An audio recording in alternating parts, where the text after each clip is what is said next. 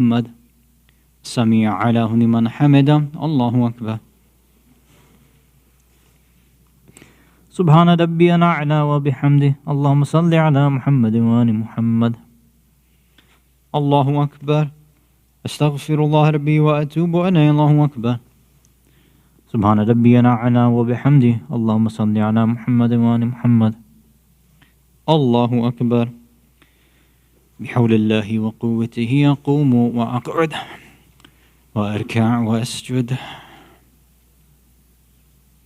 سبحان الله والحمد لله سبحان الله والحمد لله سبحان الله الله أكبر. سبحان ربي العظيم وبحمده اللهم صل على محمد وآل محمد. سمع على لمن حمده الله أكبر. سبحان ربي الأعلى وبحمده اللهم صل على محمد وآل محمد. الله أكبر. أستغفر الله ربي وأتوب إليه الله أكبر. سبحان ربي الأعلى وبحمده اللهم صل على محمد وآل محمد وعجل فرجهم. لا إله إلا أنت سبحانك إني كنت من الظالمين. لا إله إلا الله حقا حقا. الله أكبر. بسم الله وبالله والحمد لله. أشهد أن لا إله إلا الله وحده لا شريك له وأشهد أن محمدا عبده ورسوله. اللهم صل على محمد وآل محمد. السلام عليك أيها النبي ورحمة الله وبركاته. السلام علينا وعلى عباد الله الصالحين. السلام عليكم ورحمة الله وبركاته. الله أكبر الله أكبر الله أكبر. لا إله إلا الله. بسم الله الرحمن الرحيم. إن الله وملائكته يصلون على النبي يا أيها الذين آمنوا صلوا عليه وسلموا تسليما.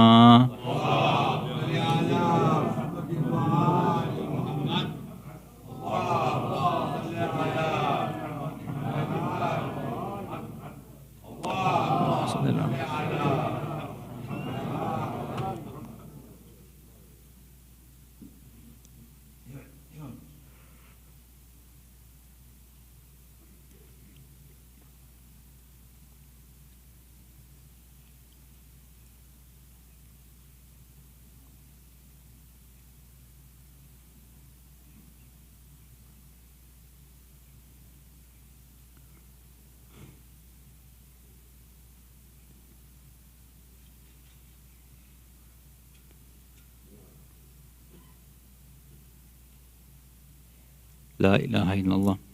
أعوذ بالله من الشيطان الرجيم. بسم الله الرحمن الرحيم. أستغفر الله الذي لا إله إلا هو الحي القيوم ذو الجلال والإكرام وأتوب إليه. أستغفر الله الذي لا إله إلا هو الحي القيوم ذو الجلال والإكرام وأتوب إليه. أستغفر الله الذي لا إله إلا هو الحي القيوم ذو الجلال والإكرام وأتوب إليه. اللهم صل على محمد وعلى آله.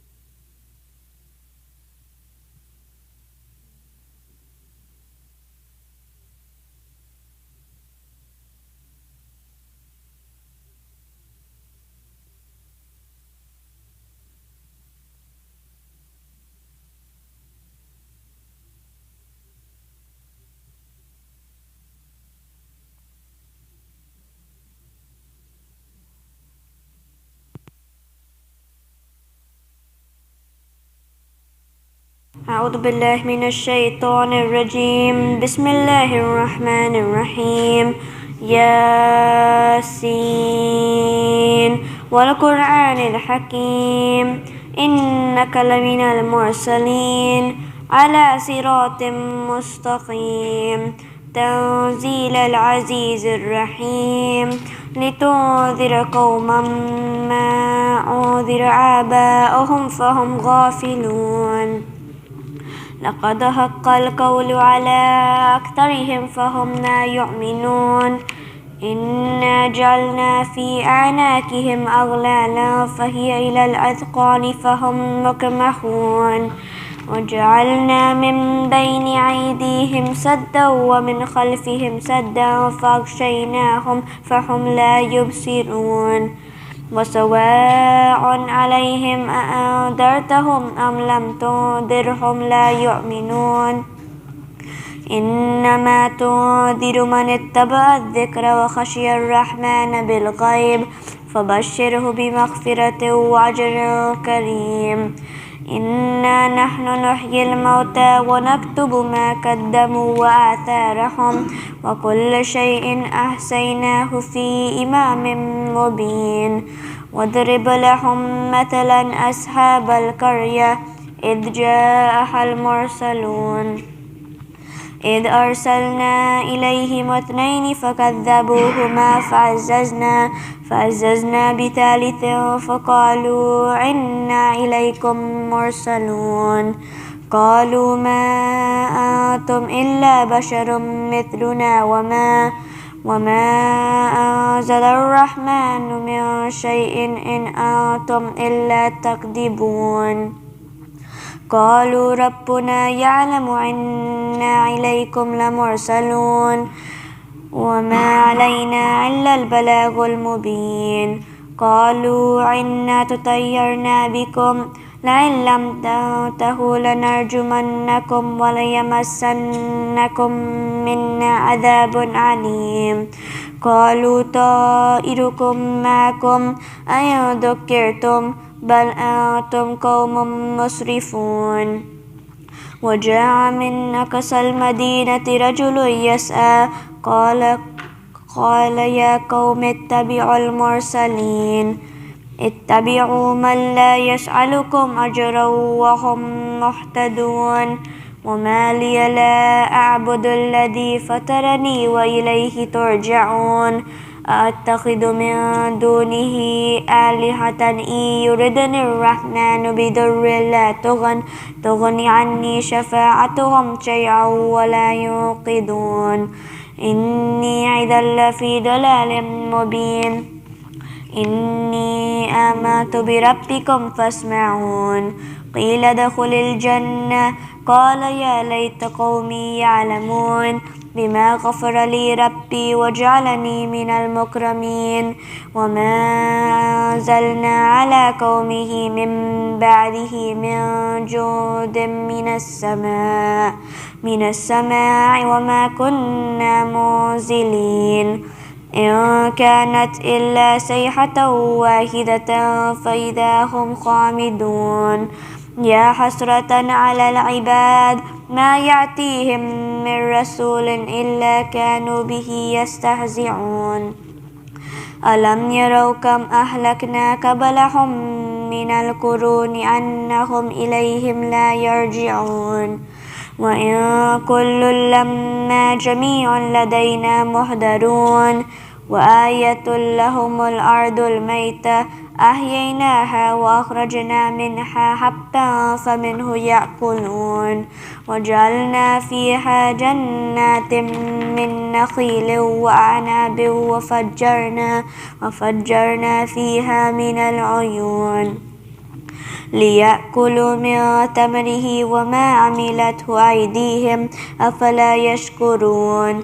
سبحان الذي خلق الأزواج كلها مما تنبت الأرض ومن أنفسهم ومما لا يعلمون.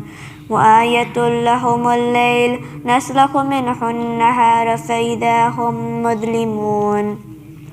والشمس تجري لمستقر لها ذلك تقدير العزيز العليم والقمر قدرناه منازل حتى عاد كالأرجون القديم لا الشمس ينبغي لها أن تدرك القمر ولا الليل سابق النهار وكل في فلك يسبحون وآية لهم أنا حملنا ذريتهم في الفلك المشحون وخلقنا لهم من مثله ما يركبون وإن نشأ نغرقهم فلا صريخ لهم ولا هم ينقذون إلا رحمة منا ومتاعا إلى حين وإذا قيل لهم اتقوا ما بين أيديكم وما خلفكم لعلكم ترحمون وما تأتيهم من آية من آيات ربهم إلا كانوا عنها معرضين وإذا قيل لهم أنفقوا مما رزقكم الله قال الذين كفروا للذين آمنوا أنطعم من لو يشاء الله أطعمه إن أنتم إلا في ضلال مبين ويقولون متى هذا الوعد إن كنتم صادقين ما ينظرون إلا صيحة واحدة تأخذهم وهم يخصمون فلا يستطيعون توصية ولا إلى أهلهم يرجعون ونفخ في الصور فإذا هم من الأجداث إلى ربهم ينسلون قالوا يا ويلنا من بعثنا من مرقدنا هذا ما وعد الرحمن وصدق المرسلون إن كانت إلا صيحة واحدة فإذا هم جميعا لدينا محضرون فاليوم لا تظلم نفس شيئا ولا تجزون إلا ما كنتم تعملون إن أصحاب الجنة اليوم في شغل فاكهون هم وأزواجهم في ظلال على الأرائك متكئون لهم فيها فاكهة ولهم ما يدعون سلام قولا من رب رحيم وامتازوا اليوم أيها المجرمون ألم أعهد إليكم يا بني آدم ألا تعبدوا الشيطان إنه لكم عدو مبين وأن اعبدوني هذا صراط مستقيم ولقد أضل منكم جبلا كثيرا أفلم تكونوا تعقلون هذه جهنم التي كنتم توعدون اصلوها اليوم بما كنتم تكفرون اليوم نختم على أفواههم وتكلمنا أيديهم وتشهد أرجلهم بما كانوا يكسبون ولو نشاء لتمسنا على أعينهم فاستبقوا الصراط فأنى يبصرون ولو نشاء لمسخناهم على مكانتهم فما استطاعوا مضيا ولا يرجعون ومن نعمره ننكسه في الخلق أفلا يعقلون وما علمناه الشعر وما ينبغي له إن هو إلا ذكر وقرآن مبين لينذر ما كان حيا ويحق القول على الكافرين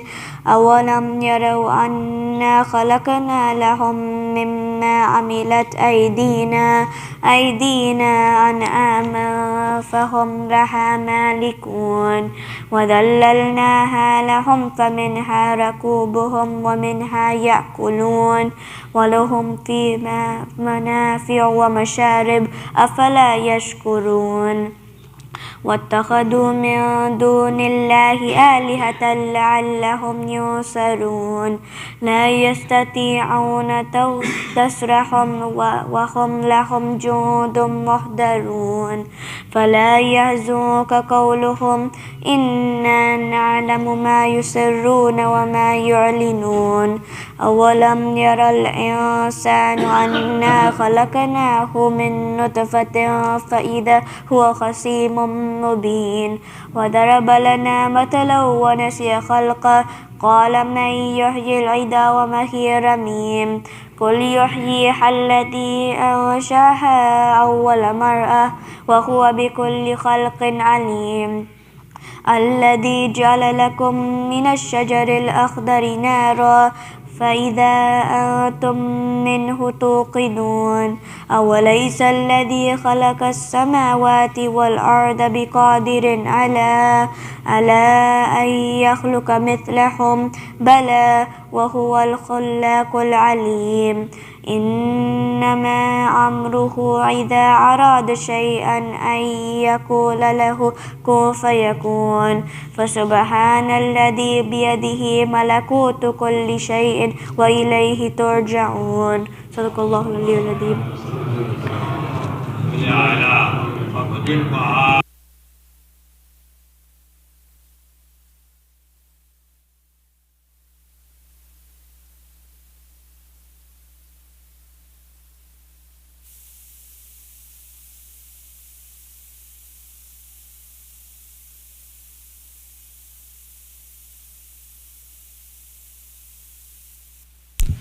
सलावत अला मुहम्मद व आले मुहम्मद।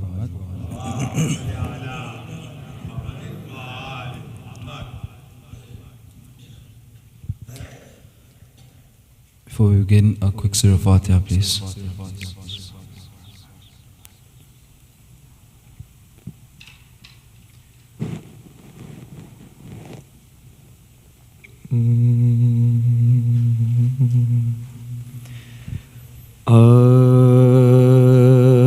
आज भी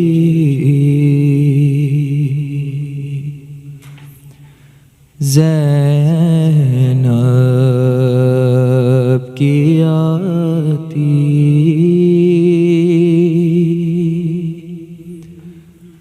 है सदा भाई हुसैन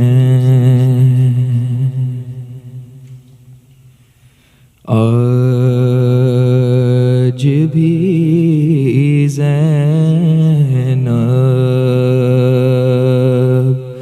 की आती है सदा भाई हुसैन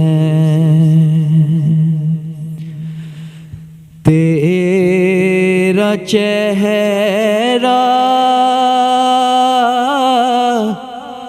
तेरा चेहरा तेरी आँखें भूल कब पाई हुसैन आज भी ज़ैनब की आती है सदा भाई हुसैन चलते ना के से गिराया खुद को जलती रेत पर चलते ना के से गिराया खुद को जलती रेत पर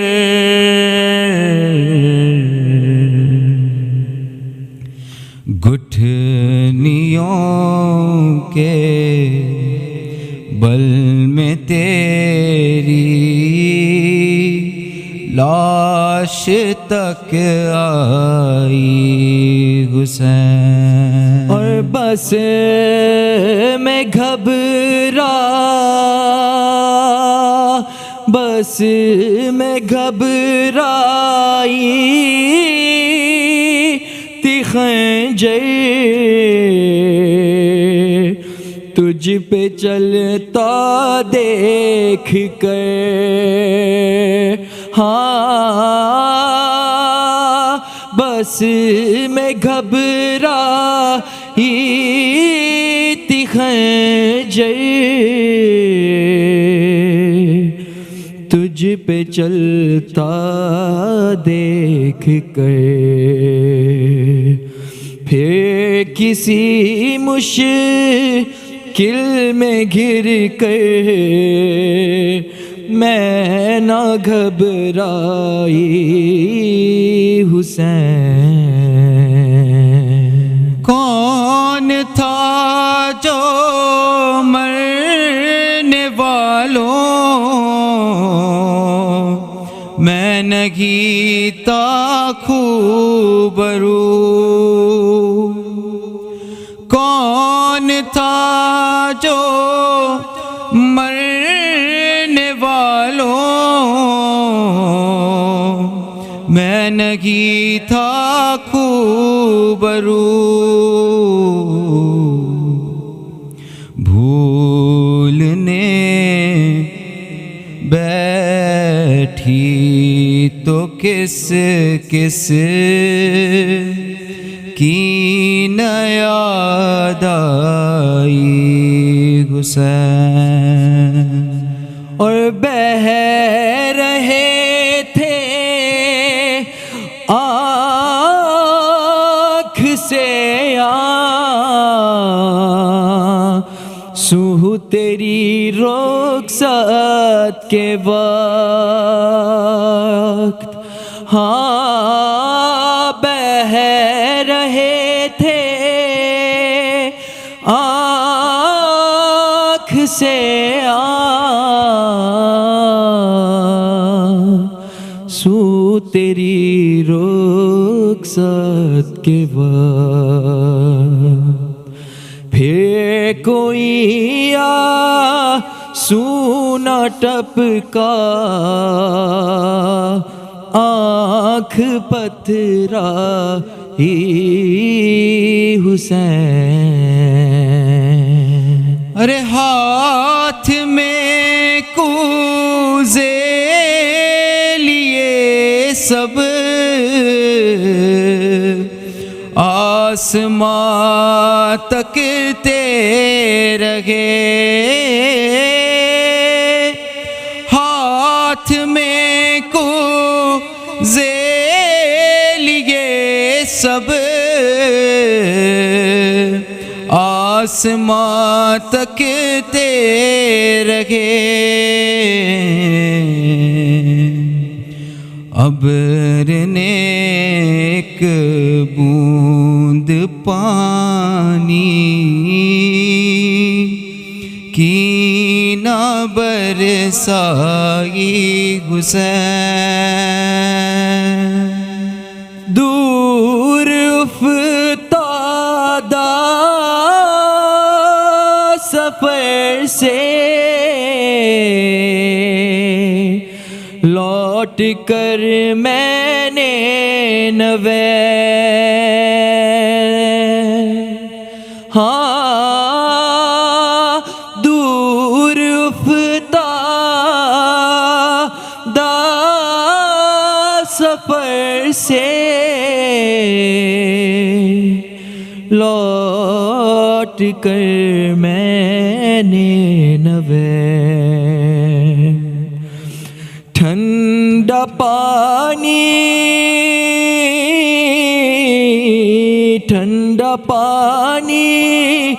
जब पिया बस तेरी याद आई हुसैन। आज भी ज़ैनब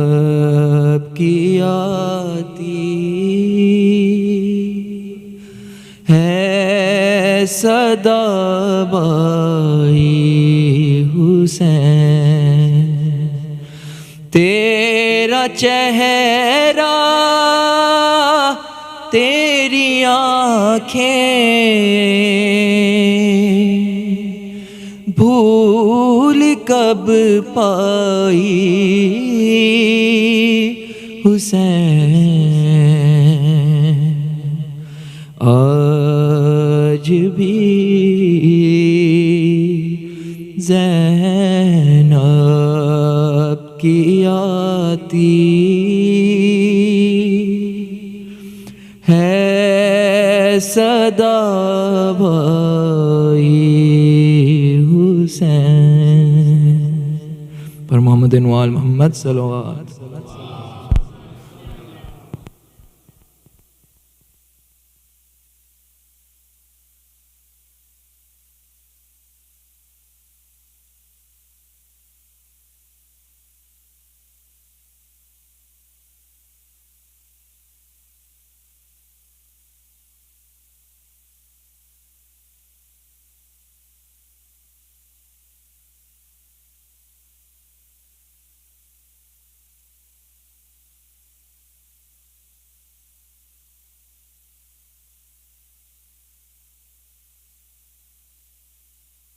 पर मोहम्मद वाल मोहम्मद सल्लल्लाहु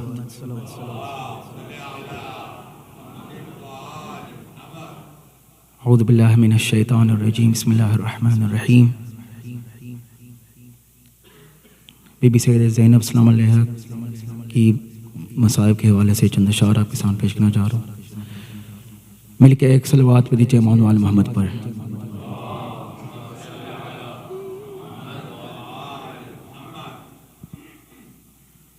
जब रिदा सर से छिनी मैं सदा देती रही,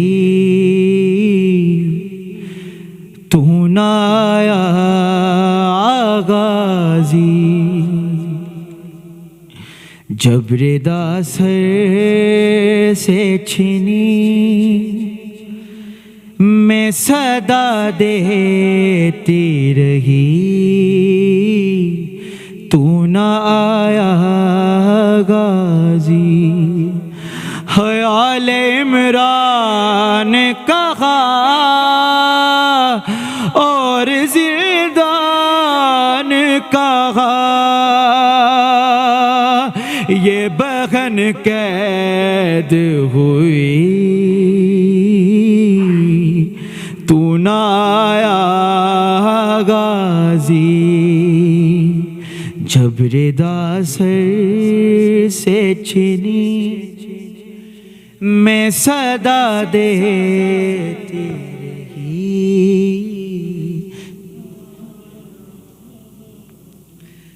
अरे हमको पानी ना मिले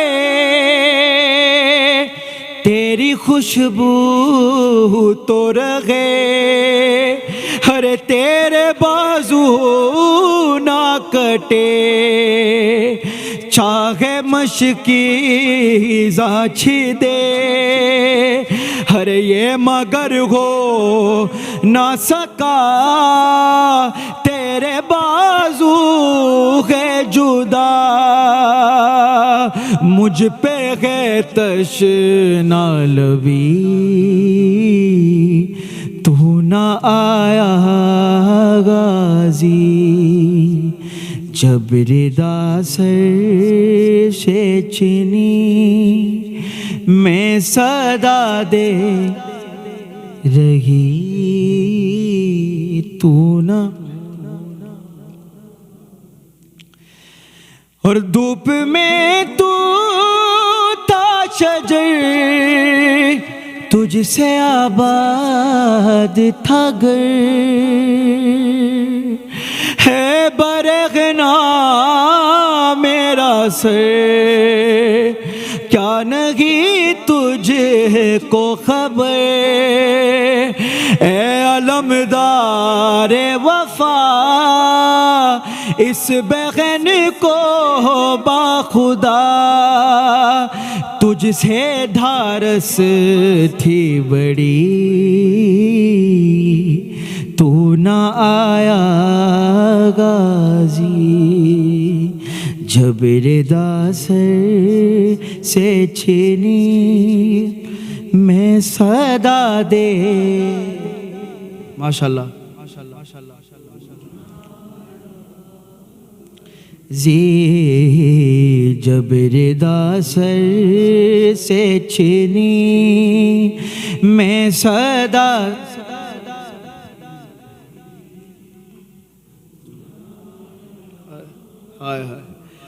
आ गई शाम अलम, लुट गए खले गरम।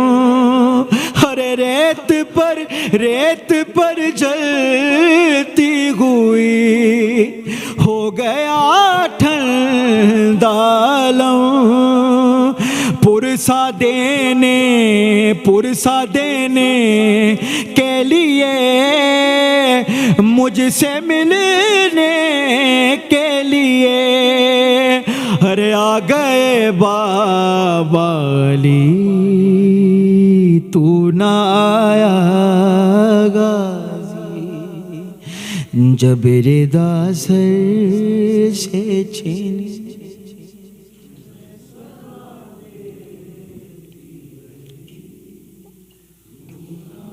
हाय हाय हाय मेरे बीबी। क्या कहूँ शेर मेरे, क्या कहूँ शेर मेरे, बेरदा हम को लिए। अरे ये मुसलमान सारे, ये मुसलमान सारे शहर दर शहर गए। खिलकते कूफा कभी, खिलकते शाम कभी, और हम पे हंसी, तू ना आया गाजी। जबरदासर से छीनी मैं सदा।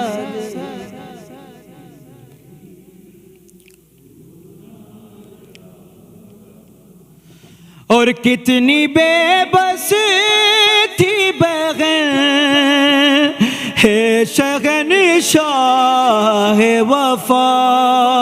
हर नाम ले ले के मेरा, हाय नाम ले ले के मेरा। जब ये जालिम ने कहा नाज था जिस पे तुझे, अब बुलाओ ना उसे।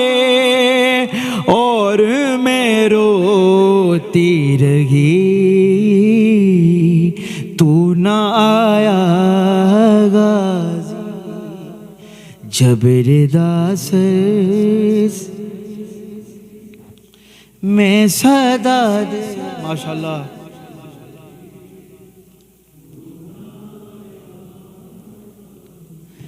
और कैद खाने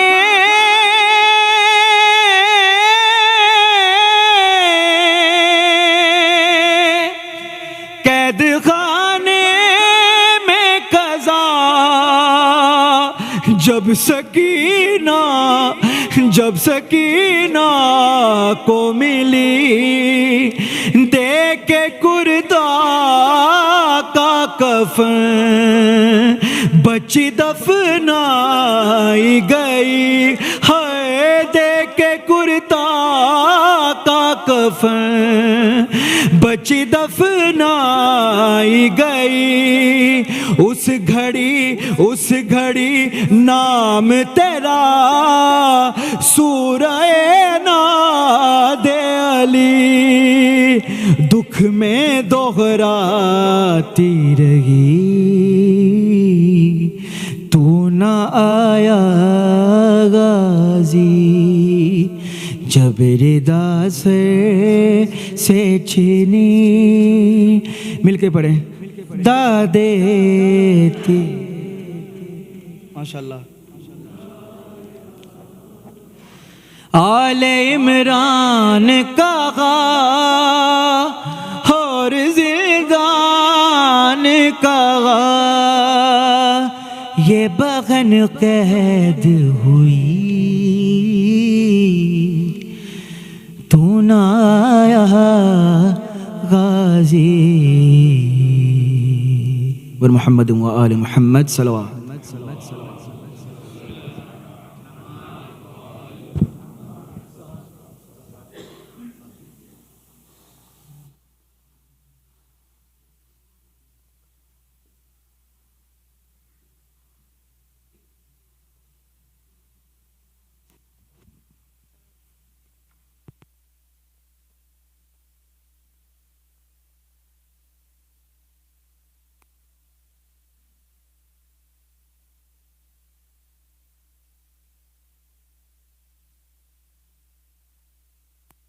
Bismillahirrahmanirrahim. Sayyid Hasan, Rizvi, respected elders, dearest brothers and sisters in Iman, Assalamu alaikum, Jami wa rahmatullahi wa barakatuh. Surah Fatiha is requested for all marhumin listed on the screen, as well as all other marhumin. Suratul Mubarak al-Fatiha.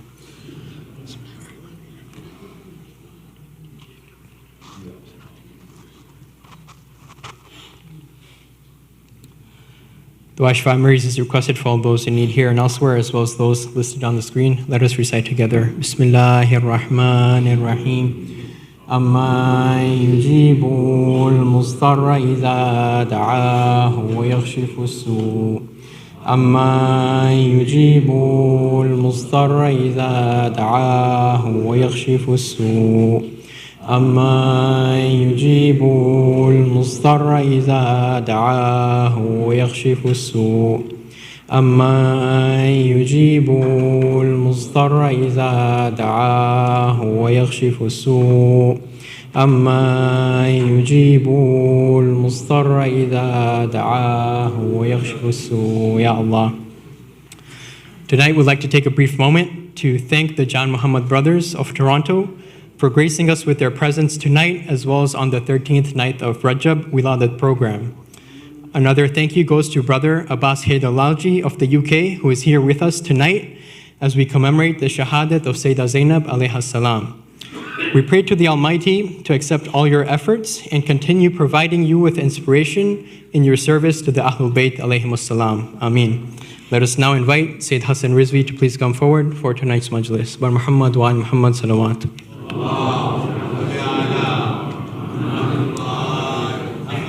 If we could please request all the brothers to move as far forward as possible to make room for those that will be joining us later. Let's move forward with another salawat ala Muhammad wa ali Muhammad.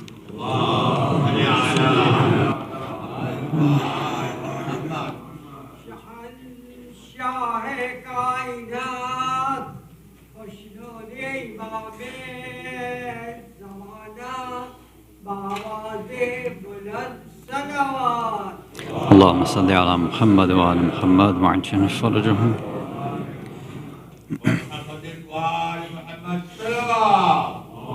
اللهم صل على محمد.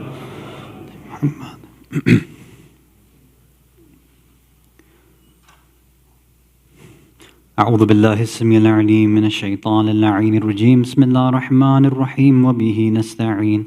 لا حول ولا قوة إلا بالله العلي العظيم والحمد لله رب العالمين والصلاة والسلام على أشرف الأنبياء والمرسلين أبي القاسم المصطفى محمد.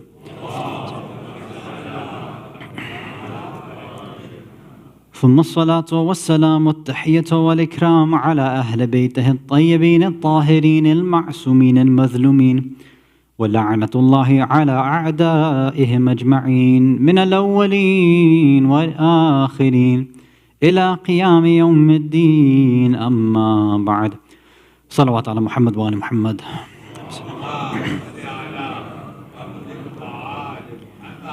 Mu'mineen, mu'minat, brothers and sisters in Islam and Iman, Salamun alaikum wa rahmatullahi wa barakatuh. Tonight, on the 15th of Rajab, we are commemorating the Shahadah of the Aqilatu Bani Hashim, this wise and proud woman of Banu Hashim, Zaynab bint Ali ibn Abi Talib alayha salatu wassalam. Allahumma salli ala Muhammad wa ala Muhammad.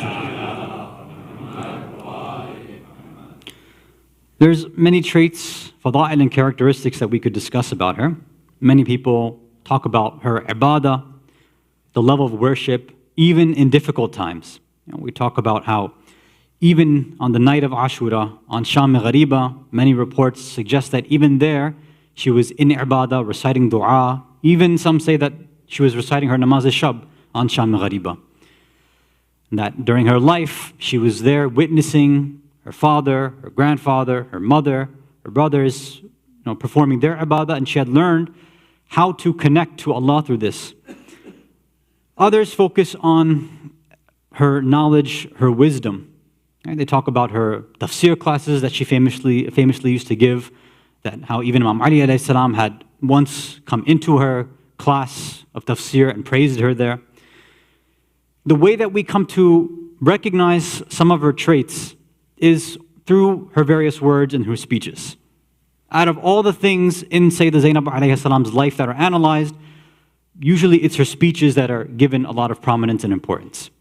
Previously, we have also discussed her speech, her khutbah that took place in Kufa, and how she had tried to awaken the hearts and minds of the people of Kufa there.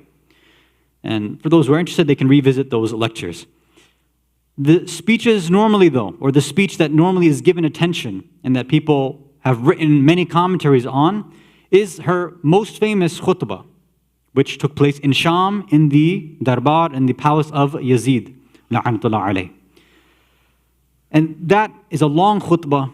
There's a lot of interesting points there. But what I thought we can do for tonight, inshallah, in the short time that we have together, is to see that even in just the introduction and just the few short words that she begins with, there is a lot to unpack in the words of Bibi Zaynab. And there's a reason why when people heard just a few of her lines and a few sentences from her, they realized that, look, this is the daughter of Ali. This is what wisdom and balagha and fasahat is. Because the same way Ali used to wake up our hearts, this is what she is doing to us. So let's look at just some of the words that she had recited in the court of Yazid after a salawat ala Muhammad wa ali Muhammad.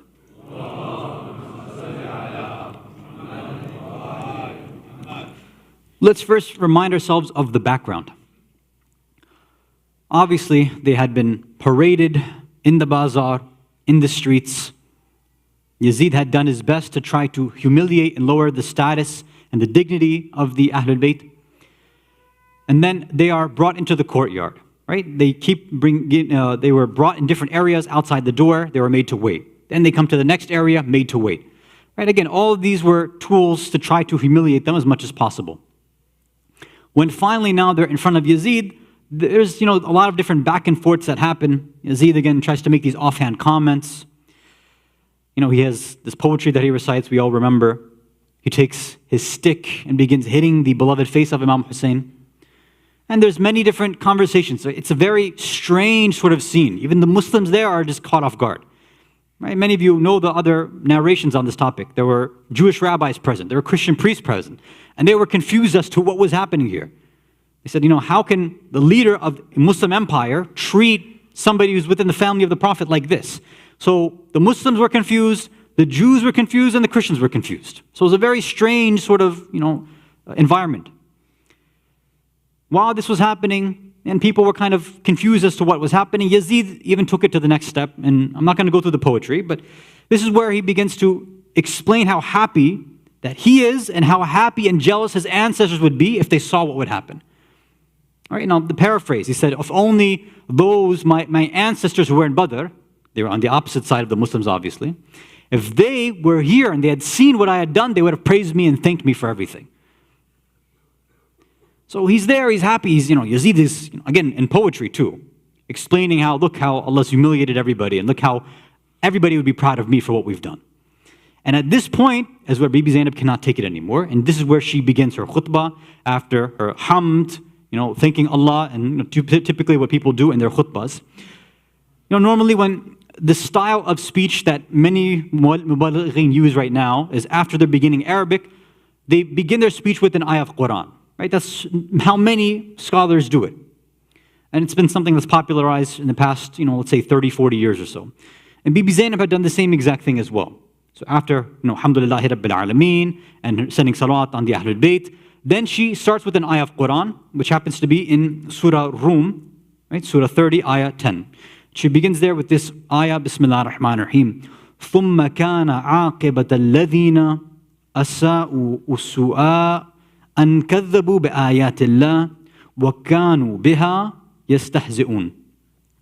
Then the aqibah, the end of those who did those who did the worst of the worst, who committed evil, what they did, they will get the end, their end result will be the worst of the worst, because, number one, they did takdhib, they denied and rejected the ayat of Allah.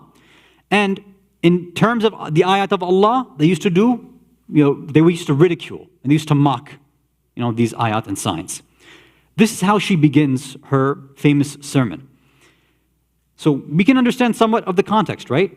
There is obviously, in a stage of where there's people who are all over, again, there's Muslims there who don't have enough understanding of their faith and iman to see that this is a problem that the family of the Ahlul Bayt are being treated like this.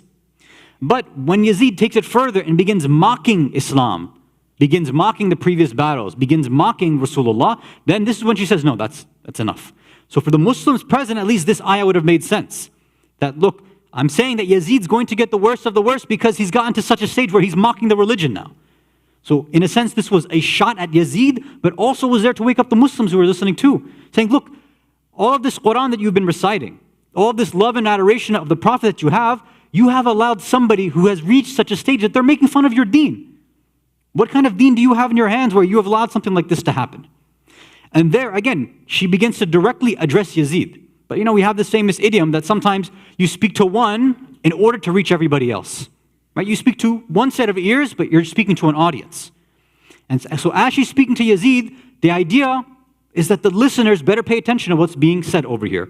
Let's move on to the next parts of her speech. If you can recite a salawat ala Muhammad wa ala Muhammad.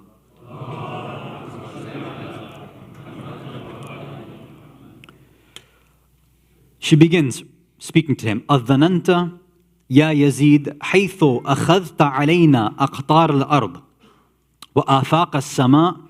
Yazid, do you assume because you have closed the earth and the skies over us, which is a way of saying that you've moved us around from place to place.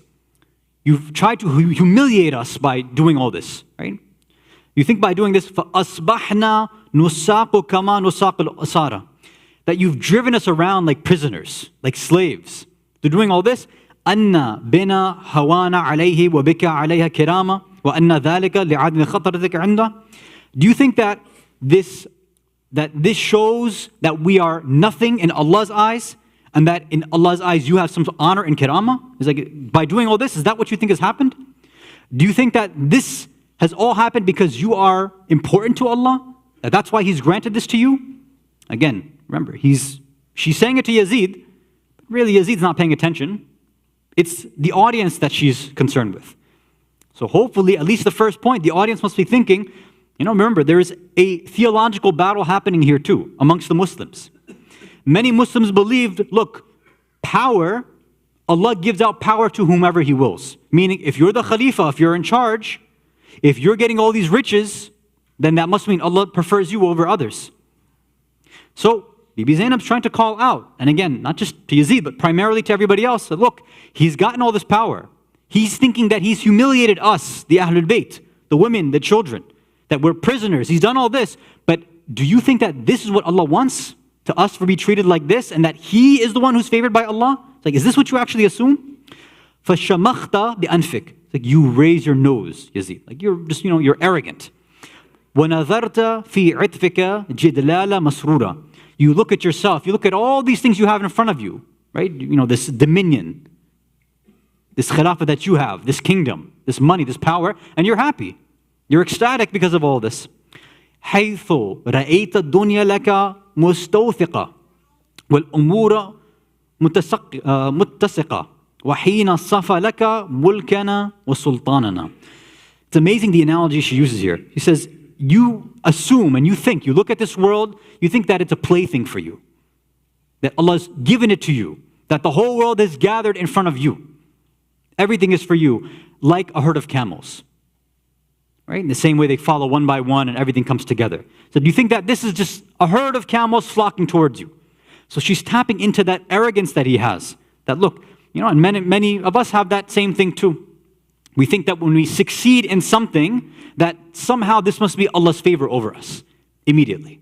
Now, sometimes that might be the case, that yes, as a increase in rizq or a barakah, sometimes Allah does reward us with that. But the theological point that she's trying to make to everybody is that you cannot get with all this quote-unquote success through going through these kind of haram means.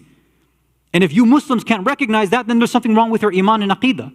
If you think that, yes, Yazid has all this power, he has all this money, he's attempted to humiliate us. Like, do you think that all this is what Allah wants and that this is the best outcome possible? Like, if this is what your theology is, then there's something wrong with you. And then she says, فَمَهْلًا مَهْلًا. She says, take it easy. Just you wait. أَنَسِيتَ قَوْلُ اللَّهِ تَعَالَى. Have you forgotten the words of Allah? And again, she quotes the next ayah of Quran she brings in this sermon, which is in Surah Al Imran, Surah 3, ayah 178. Bismillah ar-Rahman ar-Rahim. وَلَا يَحْسَبَنَّ الَّذِينَ كَفَرُوا أَنَّمَا نُمْلِي لَهُمْ خَيْرًا لِأَنفُسِهِمْ. Said, don't let those who have done kufr, who deny and disbelieve, who have rejected things, don't ever let them think that we have given them more, we've extended their time because it's beneficial for them. Don't let these, kuffar think that all this extra time we have, all the success we have is because we are praised, we are great, we're doing something right. Allah has favored us, that's why we're doing so well. So don't think that. إِنَّمَا نُمْلِي لَهُمْ لِيَزْدَادُوا إِثْمًا وَلَهُمْ عَذَابٌ مُهِينٌ. Said, we are extending their life. We're giving them extra so that they could increase in their sin. And for them, there is a humiliating adhab and punishment. So she's saying, look, you think that you can abuse the words of Allah, the theology of Islam to your own, and say that, yeah, look what Allah has given us. The same way Ibn Ziyad said the same exact type of words. Yazid has this, doesn't care about Islam, but he's trying to trick the Muslims around him with the same idea. That look, all of this, how could Allah allow this to happen if I wasn't chosen? Why would, if the Prophet's family was so great, why would he humiliate them like this? Bibi Zaynab's turning it around saying, are you forgetting that maybe this extension is to humiliate you even more? To wake up these Muslims even more and saying, look, this pride and happiness that you have is to show you that you have no idea what Islam is. You don't know the ABCs of Islam. From the beginning, you've messed up. And it's very clear in these ayat of Quran if you have paid attention. Salawat ala Muhammad wa ala Muhammad.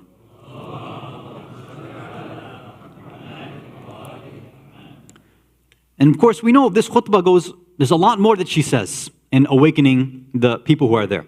But just in these few lines, there's a lot to unpack. In the first ayah that she uses, which she said was from Surah Rum, Surah 30, ayah 10, which again, just to paraphrase, was saying that people who've done evil, they end up with the worst results. It's because they have done takdeeb, they deny, reject Allah's signs, and they mock and ridicule them. So some of the mufassirin, when they talk about this, they say that what's being described here in this ayah is the various stages of human decline. How humans become depraved and degenerate. How does a human lower themselves to the worst stage possible? And how do they show that they're at the lowest stage possible? They say it's 3 steps. The first stage, the first step, as you're going down, is sin, right? Guna, very simple. When you're sinning, when you're disobeying Allah, you're showing the fact that, maybe somebody has some level of importance, some iman, maybe some Islam, but it's not to a level where they're able to practice it fully. So they sin, they disobey Allah. Said, okay, that's one way. But maybe that person, they still accept Islam, but maybe they're having trouble, right? They might say, look, I know the rules, I know the ahkam, I know what I'm supposed to do, I know what I'm not supposed to do, but there's some gap in my spirituality, I'm having some issues, maybe I can practice it one day, or maybe I need to work on it. Maybe the person's like that. Many of us are still working on these kind of things, right? So, okay, that's possible. But when you get to the next stage, when you go down, then it gets worse. That's when it's takdeeb. This idea of denial and rejection. So it's one thing to say that, look, maybe, for example, I don't pray, on time. Maybe, I don't wake up for Fajr. Maybe I let my Dhuhr, Asr, or my Maghrib and Isha become Qadha. And some people at that first stage are like, I wish I didn't do that. I have to try better. Right? Maybe set my alarm or set another alarm. Right? They'll think of things like that. Or at least they'll have some guilt, some shame. But when you get to that level of rejection and denial, now this is something else. And you have some people who say, no, God doesn't care about this stuff. Where is it in the Quran that I have to pray at these specific times? So they start rejecting these things. This idea of, organized religion, like, no, I don't think this is the case. I mean, for namaz, it's probably not the clearest example. For other things, hijab is obviously a very clear example. For some nowadays, some Muslims are even rejecting the idea of fasting too. Right? There's various parts of the religion itself, they say, forget it. This is not even part of the deen, something made up, right? They start to use their rationale, their common sense, their logic, etc., right? Things we've been talking about before. And through that, they start just rejecting piece by piece. So again, first was just saying, I'm not doing it. I'm doing something haram, or I'm not doing something wajib, and there was at least some guilt or shame or some recognition that, all right, I shouldn't be doing this. A lower stage is like, forget that. I just reject it altogether. This is not from the deen, this is not from Islam. But the worst stage of all is that lowest one, which is maskhara. Or, those who are doing istahzun. Those who say, not only will I perform haram, or not perform the wajibat, moreover, I'm going to deny that they're part of the deen, but I'm going to take it a step further, or a step below, and say, I'm going to mock and ridicule these ideas too. Sometimes it shows up in the form of the actual ahkam and the rules itself. Sometimes it's the deen altogether. Right? The actual religion itself. And this thing can apply in two different ways. We can talk about the way non-Muslims are an application of this, and then Muslims themselves. Let's discuss after a salawat ala Muhammad wa ala Muhammad.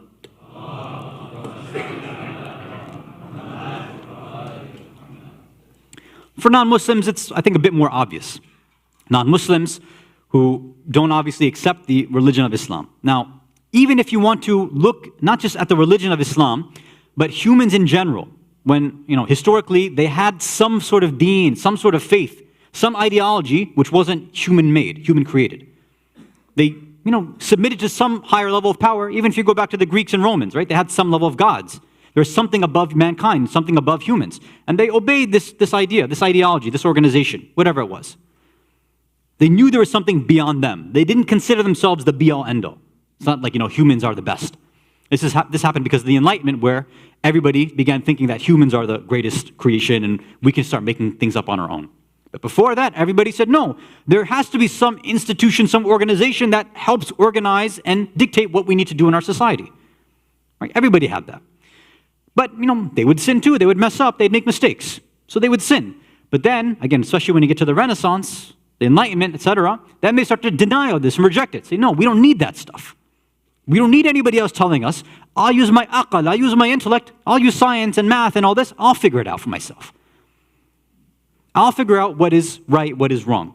Again, I'm talking about a non-Muslim context, but obviously we've mentioned before how the same issue happens in the Muslim world now too.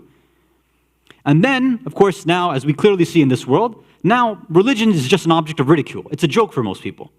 You believe in this, this invisible sky fairy, na'udhu billah.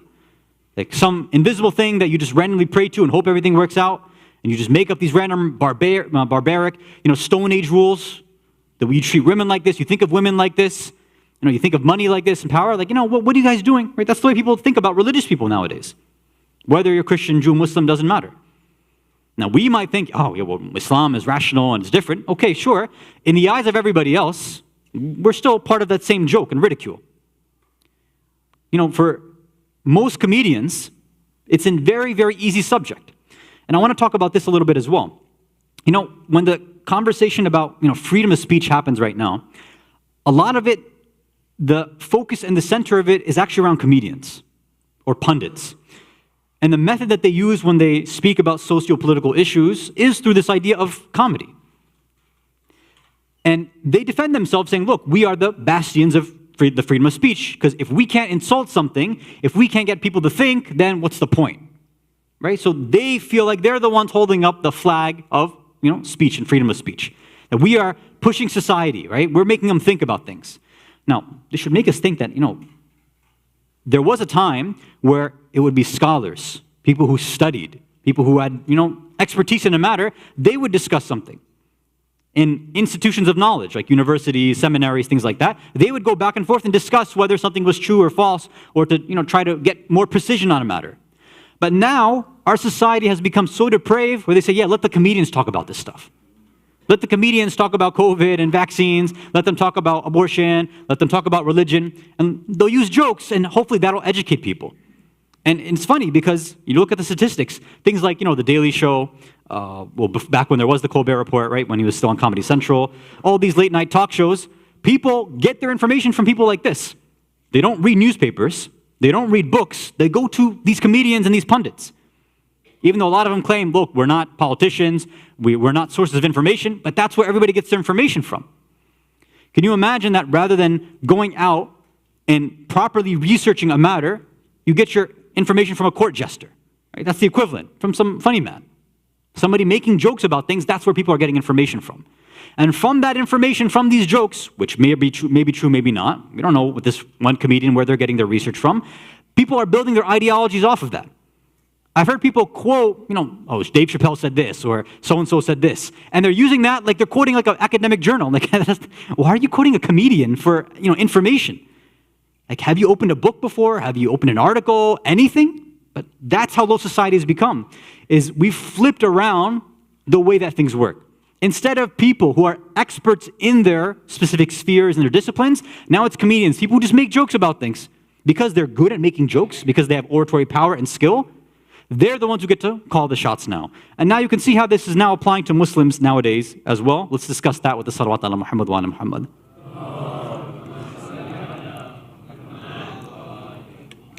There was a time in our history too, many generations ago, and to some degree it's still here now, but I think it's dying out, where there was a respect for knowledge. There was a respect for institutions of knowledge and research and difference of opinion, right? Even in places which we wouldn't think about it, right? Like the history in India, for example. Like Lucknow used to be a very strong source and center of knowledge, and many ulama came from there. They would go and study, and they'd bring that knowledge back to their areas. And we had these ulama traveling and teaching and doing tabligh. Somewhere along the way, and the details we'll have to talk about some other time, but somewhere along the way, that value of actual knowledge and ulama started to get more and more reduced. And now, what we see nowadays is that it's not people of knowledge, it's not ulama or anybody who has an expertise in a matter that is, sought after. They're not the trusted ones anymore. It's flipped. They're made the butt of jokes now. All right, they're the ones who are laughed at. Like, look at these backwards people sitting off in their little huts, halfway across the world, making decisions for everybody else. Their rulings are made, the subject of jokes too. It's like, what kind of nonsensical rules are they making that came from the Jahil Arab times, and they're trying to apply it to us in the 21st century with all our science and technology. And they make fun of practices, right? They make fun of cultural things, all these, ideas. So speakers now do the same thing. And this is like we said, the same way for non-Muslims, for us it becomes a very attractive medium. Some of the most followed individuals, whether speakers, so-called scholars, whatever, are the ones who have, let's say, the funniest social media accounts, right? The ones who are really good at making good jokes, they become, followed. They become liked, and it becomes so, so much so that nobody cares about their actual background, their expertise, how much they actually know. But because they're funny, they're down to earth, they're cool, etc., whatever, modern, whatever it is, then anytime they actually share some level of information, then they're quoted as a source. Because they're good at connecting, they have oratory power, which I won't deny, they do have that, then they become the be-all and end-all for everything else too. So we ourselves have gone from a place where knowledge used to be at the top. We used to see that, no, knowledge is what we're after. And the people who are accessing it, let's go to them and let's see if we can enlighten and learn something. We have lost that, and now they have become the objects of ridicule. And the best ones, the ones who are good at this, the comedians, not the ulama, the comedians are the ones we're following nowadays. We are following in the same footsteps as the sort of non-Muslims who have completely moved away from their own deen and their own religion. When knowledge used to be the peak and what was sought after, now it's, again, just make me laugh, make me entertain. Do that, and then I'll listen to whatever you have to say. Even when, again, it's our own people, so to speak, Our own people are on the minbar, on a podium, making jokes about everything, making fun of various practices. Rather than approach them academically, they throw people under the bus, they throw ideas under the bus, rather than approach them in an academic manner. Look, if something is not accurate, you could explain it in an academic way. But there's another way that some people take if they just make a joke out of it. And of course, this is offensive to a lot of people who practice it, but for many others, because the joke hits really good, then they're like, oh, it makes sense.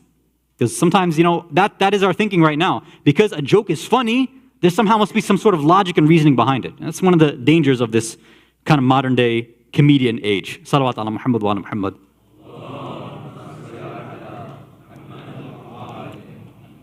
Look, I'm not saying don't make jokes. That's not the conclusion that I'm trying to reach here. What I'm saying is, in these tafasir that the ulama have talked about, in this specific ayah, first, Bibi Zaynab is highlighting the level of depravity in the Muslims there. That, look, you're supposed to be allowing for a true Muslim to lead the ummah. At the very least, Muawiyah pretended to be a Muslim. At the very least. There's bid'ahs and stuff, yeah. Corruption, no doubt, but at least he was pretending. Yazid is not even trying. He's on the minbar. He's in there making fun of your prophet, making fun of your ancestors who fought in these battles, who gave up everything so that you can, pray here, and he's mocking all of this. So Bibi Zaynab is saying, look, he's going to get the worst of the worst. How do you Muslims not recognize this? How can you still sit in his court around somebody like this and not stand up and do something about it? So hopefully, and of course, there was an uproar because of this, right? After this khutbah, people did realize that, yeah, something's wrong here. Something's amiss. So perhaps this is something that's beneficial for us to remember as well too. A lot of times, we may not understand these points in our religion, right? I'm not going to deny that. Over these generations, things have not been explained in, let's say, a satisfactory way. I'm not going to deny that. I mean, sure, I will at least defend that the generation before us, they didn't have access to a lot of information. So how are they going to explain the depth of some of these things? It wasn't going to happen. We've talked about this in previous discussions. The issues that that immigrant generation had to face in India, Pakistan, Iraq, Iran, wherever, in a Muslim nation, is nothing like the issues that we're facing over here. They're two completely different things. Nobody in those societies is questioning God's existence and the justice of God, at least not in the way that they're doing it over here. So the types of questions and answers you needed in that society were only left for people like philosophers. Nobody in a Muslim society needed to go through philosophical proofs of God's existence or divine justice, adl ilahi. There's no need to. God's just a part of your society and you go forward, and that's kind of it. And whether that's a good or bad thing, leave that aside. But after emigrating and coming over here and now being surrounded by people where the norm has changed, they say, no, the norm is being, empirical, being materialistic, going after money and power and whatever pleases you, whatever you like. That's what we're after. This religious stuff is getting in our way because it's blocking you from what you really want to do. And as a result, then we're going to question God. We're going to say it doesn't make sense and you have to explain it to us. So for many of that generation, how are they going to do that? They weren't equipped for this. So all of this, the madrasa system and the minbar system, Thursday nights, wilada, shahada, all those systems that were there in those early years when people first emigrated here, there was no way they were equipped to handle this. Some immigrant scholar from Iraq or Pakistan or India, Iran, they're not going to handle these issues.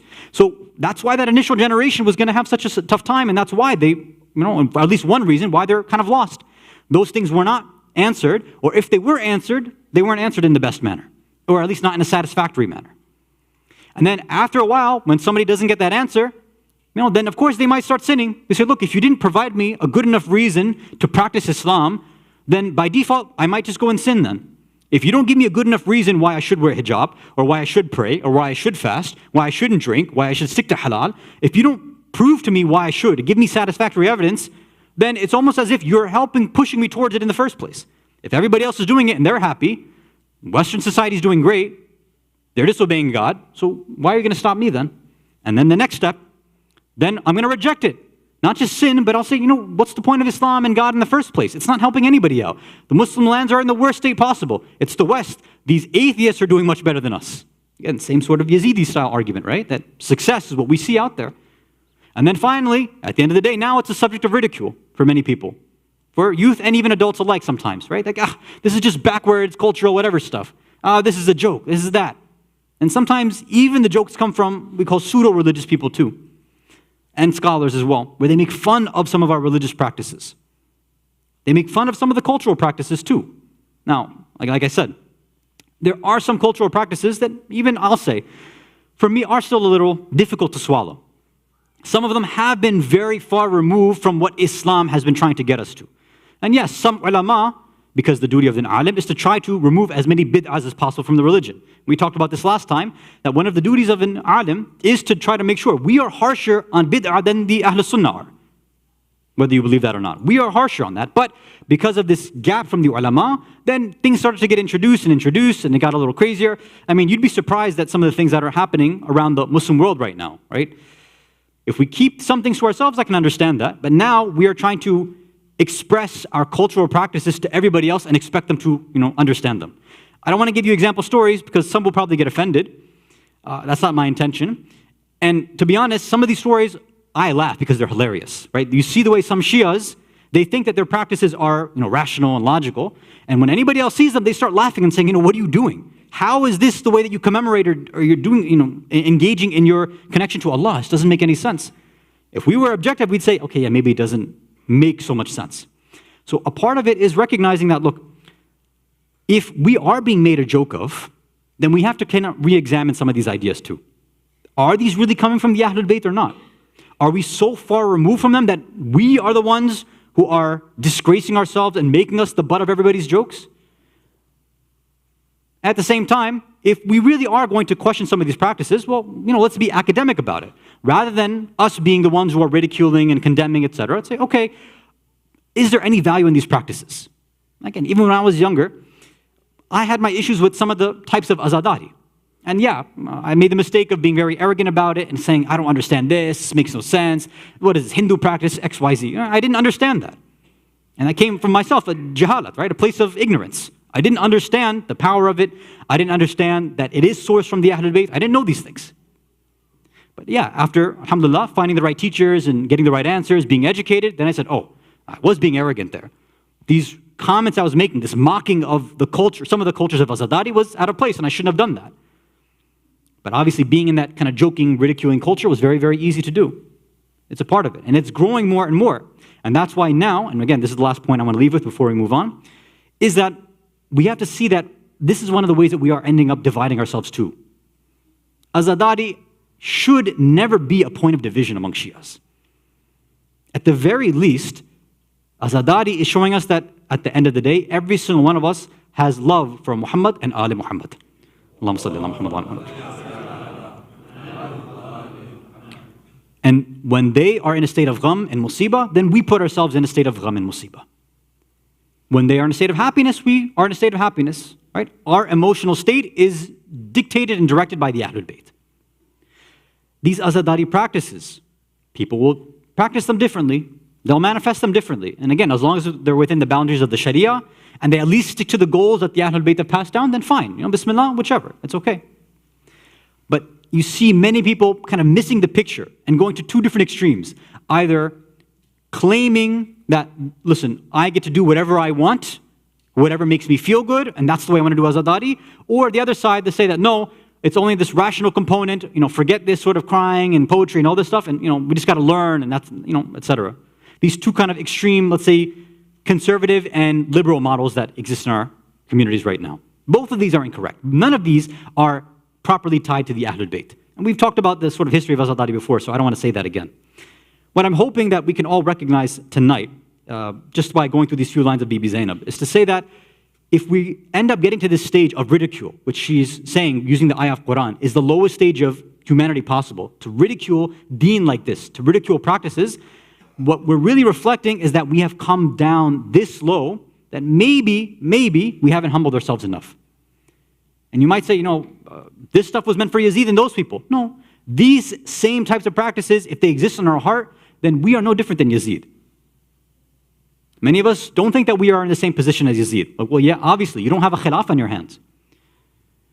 The way that we talk about Islam, the way we deal with Islam, we're judged based on the way that things have been given to us. If we had been in the position of the Umayyads and Abbasids, who knows what we would have done? So when we look at these general principles, that can tell us what we would have done if we were in those positions too. If you're a person who's in love with the dunya, and you'll do whatever you can to gain power and money, then why do you think you'll be any different than Umar ibn Sa'd? You're not going to be different. If you think that, no, my love and connection to Ali will save me over everything else, or Shimr was with Ali for so long too and he abandoned him too. No, that love enough is not going to save you. There's much, much more to this. There's much, much, of a deeper calling that we have to recognize from the Ahlul Bayt. And there's also a reason why when we talk about the masa'ib of the Ahlul Bayt, especially when we remember Bibi Zaynab, she, when we think about the nicknames and the titles of our Ahlul Bayt, usually their titles are ones that are honorable titles, right? We think of Jawad and Taqi and Naqi and Al-Mujtaba Abu Turab, right? A nickname is normally given to somebody and it's a source of praise. It's meant to praise their positive qualities. But imagine receiving a nickname which describes you in terms of bala and tragedy. Only one gets the title of al-Masa'ib. Hussein is not even Abul Masa'ib, but Bibi Zaynab is the mother of Musibah and Masa'ib. And many incorrectly believe that she is al-Masa'ib simply because of what happened in Karbala and what happened before, when she returned to Medina. Said it's Karbala and post-Karbala, because she had to go through all of this, the trials and tribulations, being treated like this slave and a prisoner, and what they did with their hijab and everything, that's what makes her al-Masa'ib. So no, it's more than that. Her musibah, even in the words of Rasulullah, began from when she was born.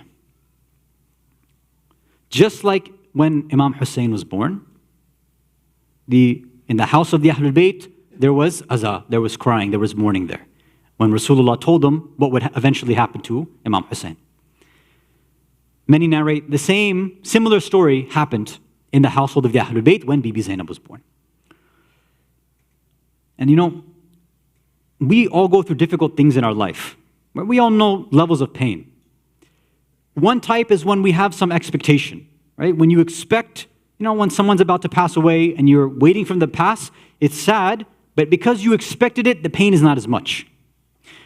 Sometimes it's unexpected. So you're in, let's say, a neutral state. And then when that thing happens, it hurts you a bit more. But there's one stage that's higher. And that's when you are in a state of complete happiness.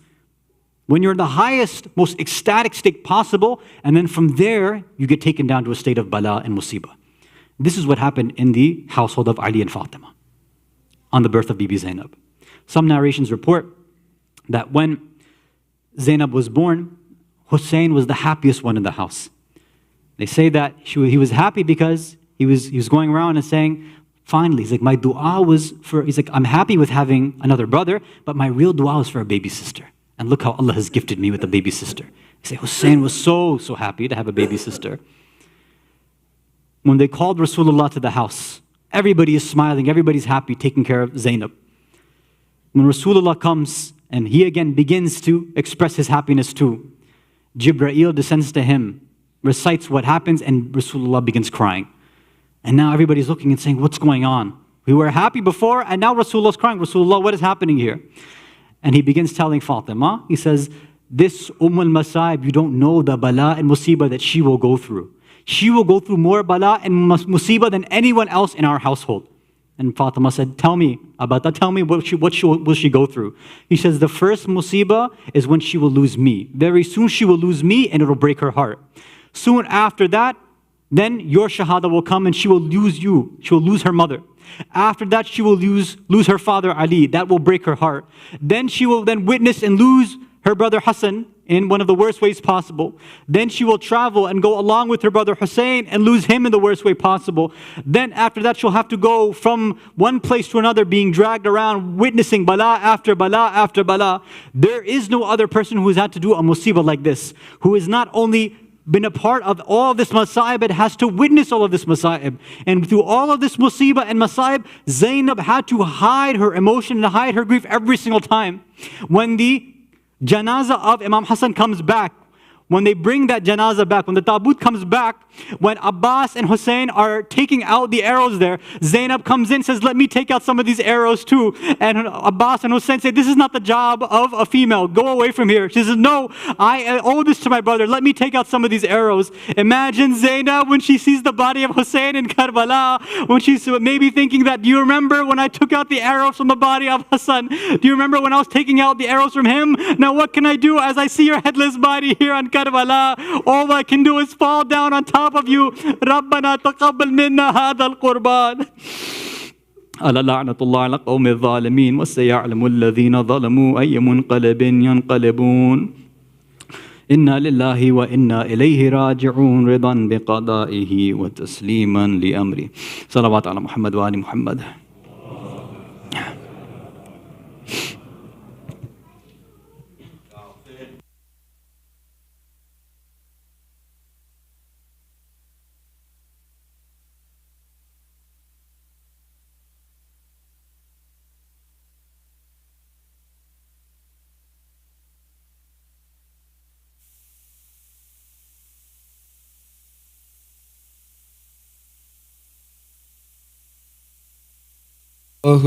Hussein, Ya Hussein, Ya Hussein, Ya Hussein, Ya Hussein, Ya Hussein, Ya Hussein, Ya Hussein.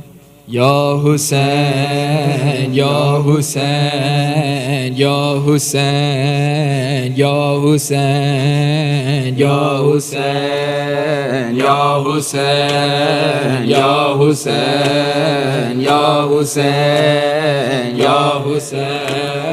Ya Hussein, Ya Hussein, Ya Hussein, Ya Hussein, Ya Hussein.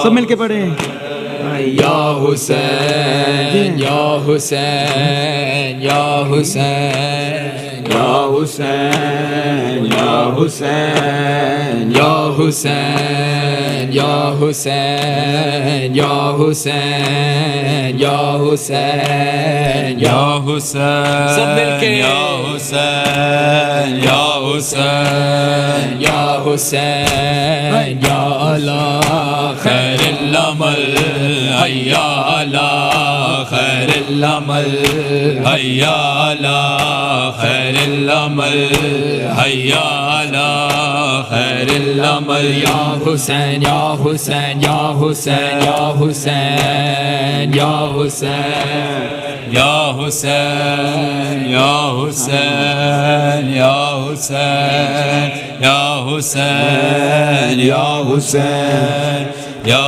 حسين يا حسين هيا على خير الأمل هيا على خير الأمل هيا على خير الأمل يا حسين يا حسين يا حسين يا حسين يا حسين يا حسين يا حسين يا حسين يا حسين يا حسين يا حسين هيا على خير الأمل هيا على خير الأمل هيا على خير الأمل هيا على خير الأمل يا حسين يا حسين يا حسين يا حسين يا حسين يا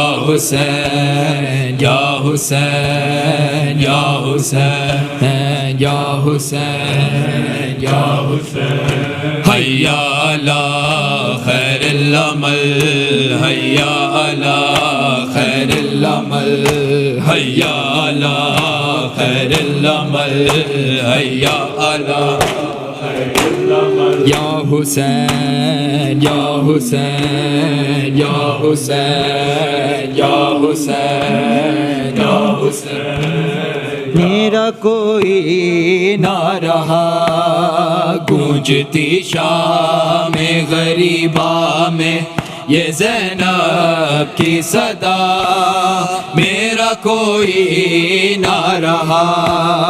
गूंजती शाम गरीबा में ये ज़ैनब की सदा, मेरा कोई ना रहा। सब मिल के पढ़ें। गूंजती शाम गरीबा में ये ज़ैनब की सदा, मेरा कोई ना रहा। गूंजती शाम गरीबा में ये ज़ैनब की सदा, मेरा कोई ना रहा। गूंजती शाम गरीबा में माशाल्लाह माशाल्लाह, मेरा कोई ना रहा।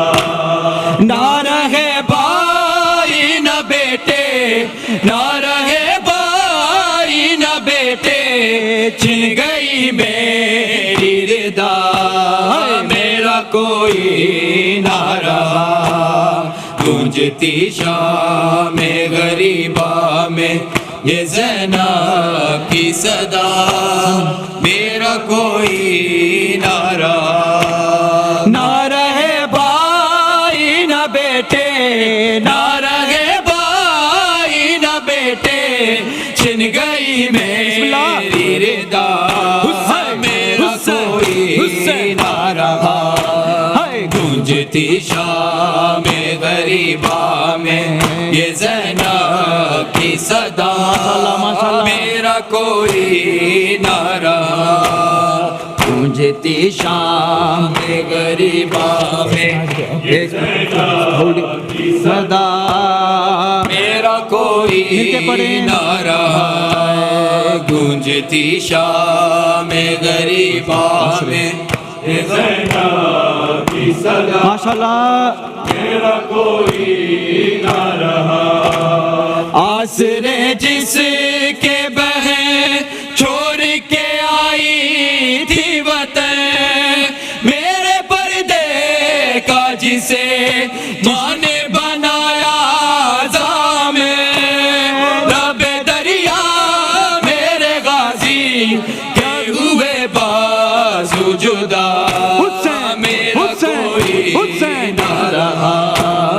गूंजती शाम गरीबा में ये ज़ैनब की सदा, मेरा कोई ना रहा। गूंजती शाम गरीबा में ये ज़ैनब की सदा, मेरा कोई ना रहा। गूंजती शाम गरीबा में ये ज़ैनब माशाल्लाह की सदा, मेरा कोई ना रहा। आसरे जिसके बहन छोड़ के आई थी वतन, मेरे पर्दे का जिसे माँ ने बनाया ज़ामे, लबे दरिया मेरे गाजी के हुए बाजू जुदा, मेरा कोई ना। हुसैन हुसैन गूंजती शाम गरीबा में ये ज़ैनब की सदा, मेरा कोई ना रहा। गूंजती शाम गरीबा में ये ज़ैनब की सदा, मेरा कोई ना रहा। गूंजती शाम गरीबा में ये ज़ैनब की सदा, मेरा कोई ना रहा। वो जो 18 बरस नूरी हिजाबों में रहा, लौट के आऊंगा मैं जिसने था सुगरा से कहा, आए बरछी से कलेजा मेरे अकबर का छेदा, मेरा कोई ना। हुसैन हुसैन गूंजती शाम गरीबा में ये ज़ैनब की सदा, मौला सलामत, मेरा कोई ना रहा।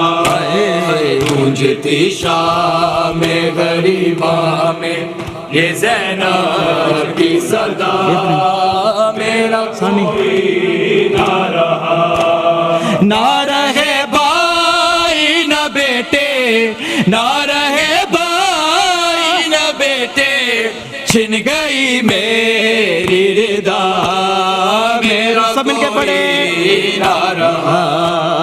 गूंजती शाम गरीबा में ये ज़ैनब की सदा मेरा कोई ना रहा।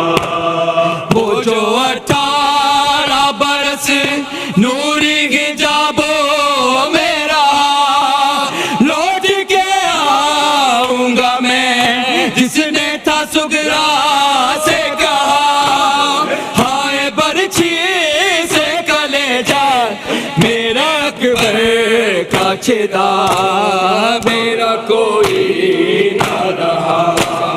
गूंजती शाम गरीबा में ये ज़ैनब की सदा मेरा कोई ना रहा। गूंजती शाम गरीबा में ये ज़ैनब की सदा मेरा कोई ना रहा। सब पढ़ो। गूंजती शाम गरीबा में ये ज़ैनब की सदा मेरा मातमी सुन के इंशाल्लाह। मेरा गाजी भी गया, कासिम अकबर भी गए, हुर्सा मेहमान भी गया, इब्ने मज़ाहे भी गए। किसको गुर्बत मैं सदा दूं करबला ये तो बता मेरा कोई ना रहा। गूंजती शाम गरीबा में ये ज़ैनब की सदा माशाल्लाह मेरा कोई ना रहा। हाय मेरा गाजी भी गया, कासिम अकबर भी गए, हुर्सा मेहमान भी गया, इब्ने मज़ाहे भी गए। किसको गुर्बत में सदा दूं करबला ये तो बता मेरा कोई जियो हुसैन। गूंजती शाम गरीबा में ये ज़ैनब की सदा मेरा कोई ना रहा। गूंजती शाम गरीबा में ये ज़ैनब की सदा मेरा कोई ना रहा। गूंजती शाम गरीबा में ये ज़ैनब की सदा मेरा कोई ना रहा। माने मकतल में जिसे दूल्हा बना कर भेजा, मेरा कास का बदन दस्त में पामाल हुआ। बाल खोले हुए रोती हुई लाशें पे कहा मेरा कोई ना रहा। गूंजती शाम गरीबा में ये ज़ैनब की सदा मेरा कोई ना रहा। गूंजती शाम गरीबा में ये ज़ैनब की सदा मेरा कोई ना रहा। ना रहे भाई न बेटे, ना रहे भाई न बेटे, छिन गई मेरी रिदा मेरा कोई ना रहा। गूंजती शाम गरीबा में ये ज़ैनब की सदा मेरा कोई ना रहा। वो सकीना के जिसे प्यार था बाबा से बरा, बाद बाबा के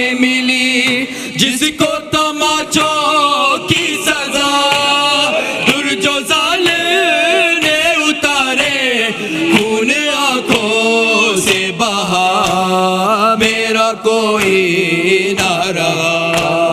गूंजती शाम सदा सिरा गाजी ज़रा जाया दासरा गाजी है ज़रा जाया दासरा गाजी है ज़रा जाया सब मिलके गाजी है ज़रा जाया दासरा गम के पड़े है ज़रा जाया दासरा गाजी है ज़रा जाया हुसैन हुसैन हुसैन हुसैन हुसैन ज़रा जाया दासरा गाजी है ज़रा जाया दासरा गाजी है ज़रा जाया दासरा गाजी है ज़रा जाया दासरा गाजी है ज़रा जाया दासरा गाजी। होया करबल होया करबल होया करबल दे विच जुदा गाजी ज़रा जाया दासरा गाजी है ज़रा जाया दासरा बिस्मिल्लाह गाजी है होया करबल होया करबल होया करबल दे विच जुदा हुसैन हुसैन ज़रा जाया दासरा गाजी है ज़रा जाया दासरा गाजी है ज़रा जाया दासरा जो माफी मौला साहब रखे ज़रा जाया दासरा गाजी ज़रा जाया दासरा गाजी। अजवी बिनते हुसैन रोंदिए अजवी बिनते हुसैन रोंदिए अजवी बिनते हुसैन रोंदिए अजवी बिनते हुसैन रोंदिए हथ मेरे कैद तो चुरा गाजी ज़रा जाया जियो के मातमी हुसैन हुसैन ज़रा जाया दासरा गाजी है ज़रा जाया दासरा गाजी है ज़रा जाया दासरा गाजी है दासरा गाजी है ज़रा जाया दासरा गाजी। की वे जावागी शाम ते कूपा की वे जावागी शाम ते कूपा की वे जावागी शाम ते कूपा की वे जावागी शाम ते कूपा मैनू महमद बहा गाजी ज़रा जाया दासरा गाजी ज़रा जाया दासरा गाजी है ज़रा जाया दासरा गाजी ज़रा जाया दासरा गाजी ज़रा जाया दासरा गाजी है ज़रा जाया दासरा गाजी। शिमर रज रज हुसैन को मारे शिमर रज रज हुसैन को मारे शिमर रज रज हुसैन को मारे शिमर रज रज हुसैन को मारे जानदा के निरया गाजी ज़रा जाया दासरा ये मातमी है ज़रा जाया दासरा गाजी है ज़रा जाया दासरा गाजी ज़रा जाया आसरा गाजी ज़रा जाया आसरा गाजी है ज़रा जाया आसरा गाजी होया करबल दे विच जुदा गाजी ज़रा जाया आसरा गाजी ज़रा जाया आसरा गाजी सब मिलके ज़रा जाया आसरा गाजी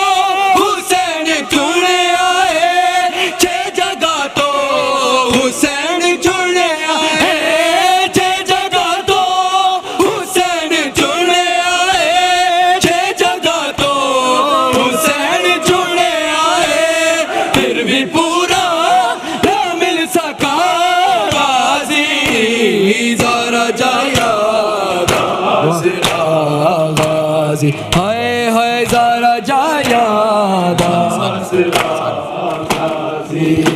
हाय ज़रा जाया आसरा गाजी ज़रा जाया वसीला गर दुआ समय के साथ पढ़े के लिए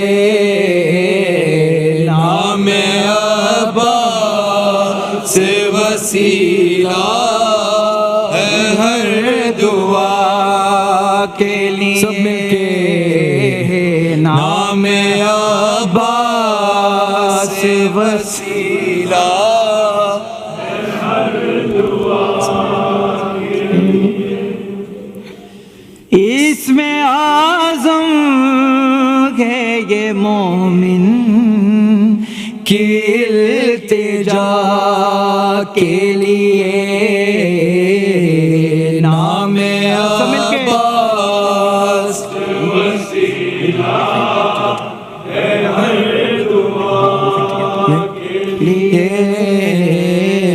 नाम अब्बास वसीला है हर दुआ के लिए जब भी गाजी के अलम पर कभी पर जाए नजर जब भी गाजी के अलम पर कभी पर जाए नजर अपने हाथों को अपने हाथों को उठाओ सभी दुआ के लिए नाम माशाअल्लाह All together, everyone.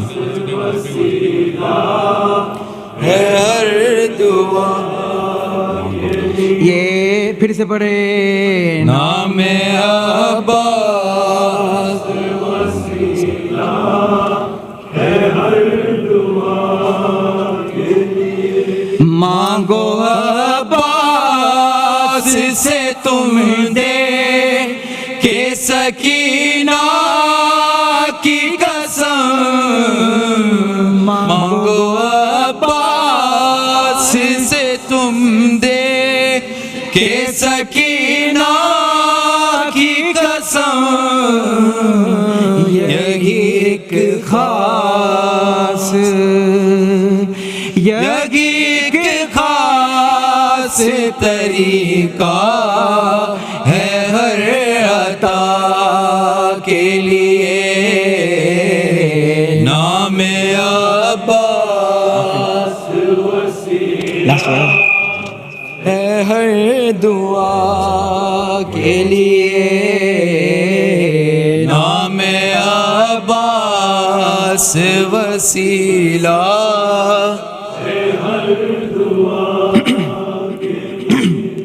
बोले अब्बास ये ज़ैनब से अभी जिंदा हूँ। बोले अब्बास ये ज़ैनब से अभी जिंदा हूँ।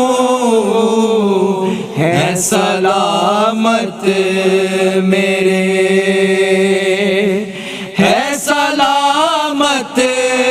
मेरे बाजू तेरी रिदा के लिए। नाम अब्बास वसीला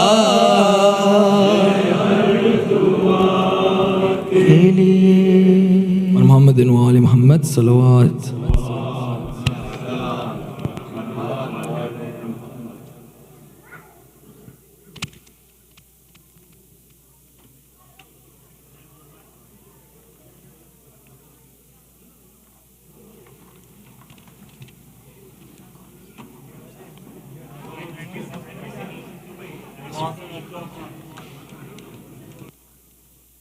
اللهم انكر سورة مباركة الفاتحة. بسم الله الرحمن الرحيم.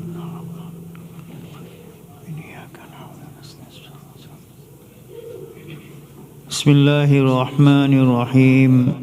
اللهم كن لوليك الحجة ابن الحسن صلواتك عليه وعلى آبائه في هذه الساعة وفي كل ساعة وليا وحافظا وقائدا وناصرا ودليلا وعينا حتى تسكنه أرضك توعا وتمتعه فيها طويلا برحمتك يا رب.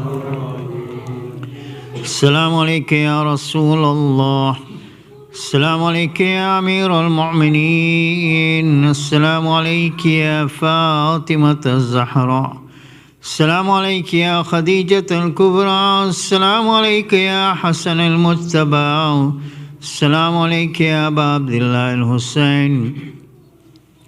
السلام عليكم يا أئمة المسلمين علي بن الحسين ومحمد بن علي وجعفر بن محمد وموسى بن جعفر وعلي بن موسى محمد بن علي وعلي بن محمد والحسن بن علي.